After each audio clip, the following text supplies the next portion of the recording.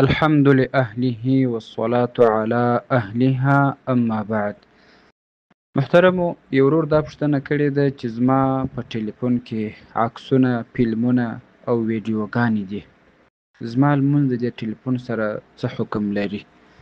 الجواب وبالله التوفیق.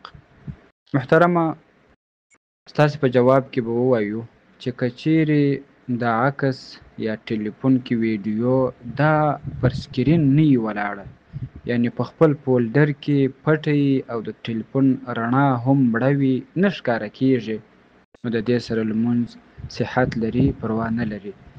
که چیرې داسې وي چې د ټلیفون پر مخ عکس ولاړ وي او رڼا یې بله وي او لمونځ کوونکي ته ښکارېږي، نو بیا د هغه سره لمونځ مکروه دی.